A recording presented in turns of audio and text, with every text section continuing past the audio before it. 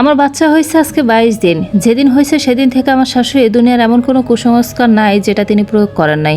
উনি সারাদিন পান চিবান, পানের রসে ওনার মুখ সবসময় লাল হয়ে থাকে।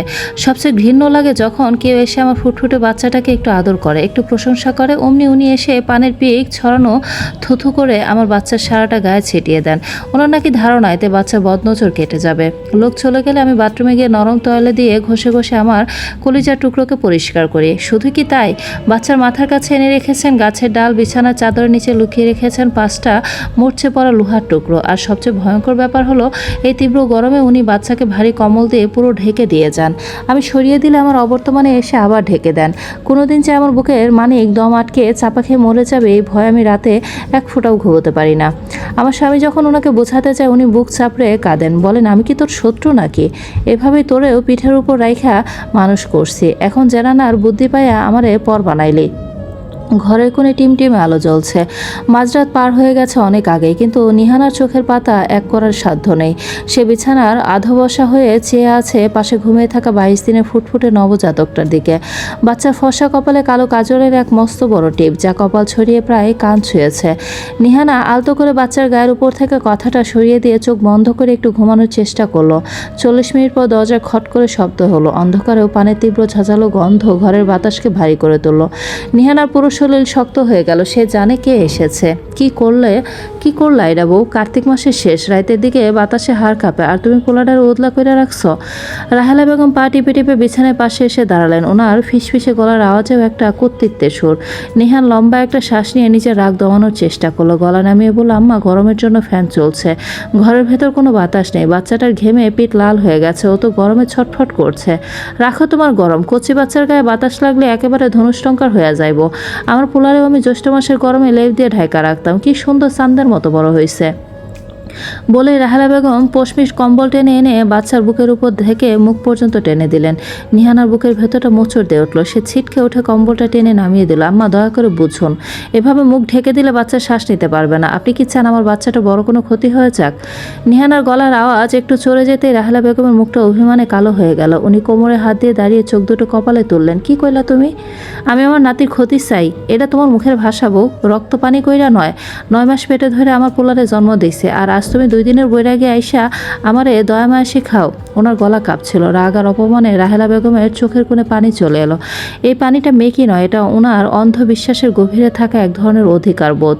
উনি সত্যি বিশ্বাস করেন উনি যা করছেন তা বাচ্চার ভালোর জন্যই করছেন, কিন্তু এই ভালো যে একটা সদ্যজাত শিশুর জন্য কতটা মারাত্মক তা ওনাকে বোঝানোর মতো কোনো ভাষা নিহানার জানা নেই। পরদিন সকালে নিহানার এক দূর সম্পর্কে খালাতো বোন এলো বাচ্চাকে দেখতে। ফুটফুটে বাচ্চাটা কোলে নিয়ে এসে আহ্লাদ করে বলল, আপা তোর ছেলেটা একদম তোর মতো রাজপুত্রের মতো হয়েছে রে, চোখ দুটো কি সুন্দর। কথাটা শেষ করতে পারলো না। ঘর ঝাড়ু দিতে দিতে রাহেলা বেগম তীরের মতো ছুটে এলেন। মুখ ভর্তি পানির রস নিয়ে বাচ্চার মুখের উপর ঝুঁকে পড়ে শব্দ করে 3বার থুতু ছিটালেন। আমার নাতি কালা, আমার নাতি কুৎসিত, কারো নজর যেন না লাগে।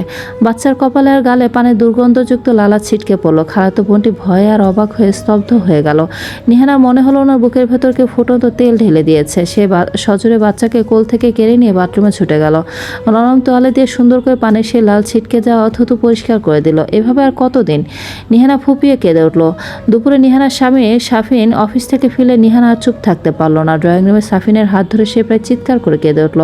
সাফিন, তোমার মাকে প্লিজ বোঝাও, উনি বাচ্চার মাথার কাছে ধারালো লোহার টুকরো আর নোংরা গাছের ডাল রেখে দিয়েছেন। জিন ভূতের ভয়ে উনি বাচ্চার 4-5টা বিষাক্ত করে তুলছেন।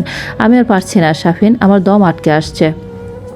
সাফিন বিরক্ত ও ক্লান্ত হয়ে কপালে হাত দিল। সে মায়ের ঘরে গিয়ে বলল, আম্মা তুমি এসব কি শুরু করছো? নিহানা সারা রাত ঘুমাতে পারে না। বিজ্ঞানের যুগে এসব লোহার টুকরো আর থুতু ছেটানো বন্ধ করো তো। ছেলের মুখে এই কথা শুনে রাহেলা বেগম যেন আকাশ থেকে পড়লেন। ওনার চোখ দিয়ে টপ টপ করে পানি পড়তে লাগলো। উনি বুক চাপড়ে বলতে লাগলেন, হাই রে ভাগ্য, এই দিন দেখার আগে আমার মরণ হইল না কেন? নিজের পেটের পোলা আজ আমার কুসংস্কারাচ্ছন্ন খোঁটা দেয়।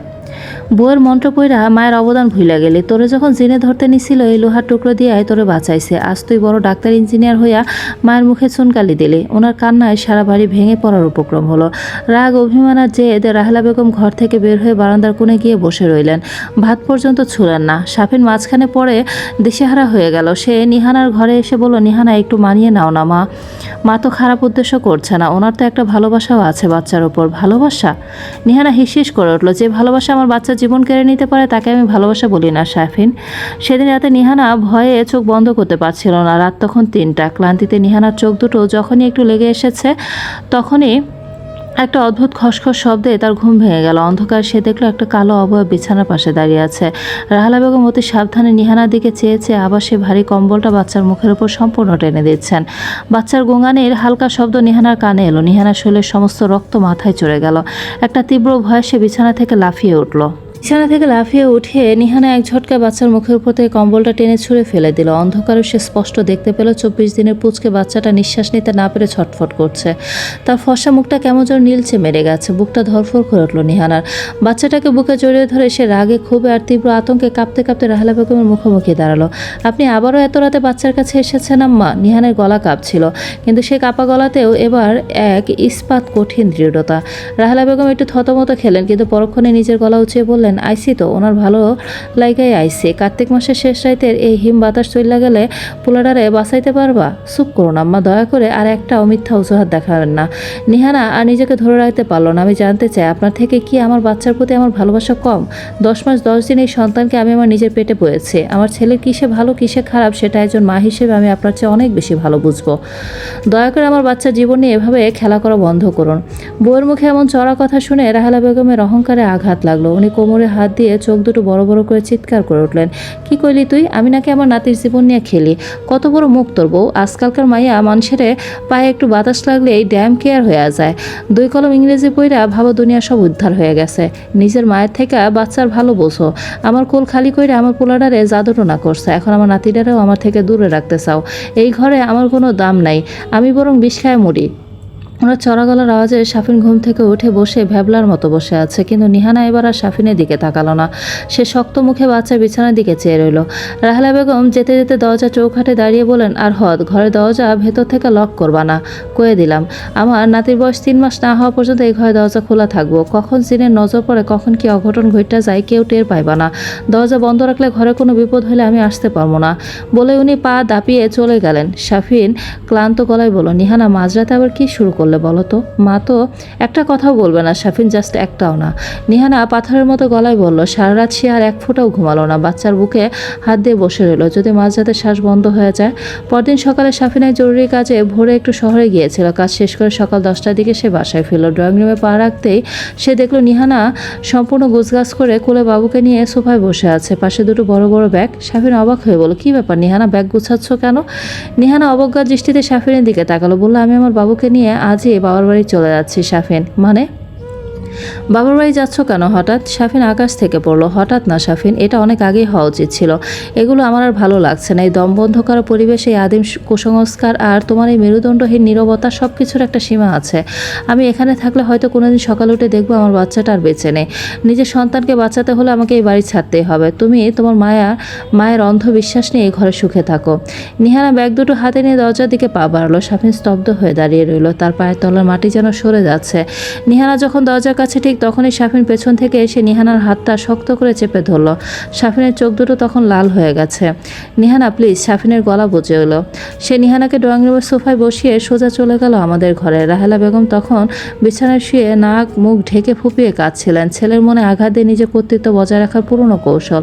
শাফিন ঘরের ভেতর ঢুকে বিছানার চাদর এক ঝটকায় সরিয়ে দিল। নিচে লুকিয়ে রাখা মরচে পড়া লোহার টুকরোগুলো খটখট শব্দ করে মেঝেতে পড়ে গেল।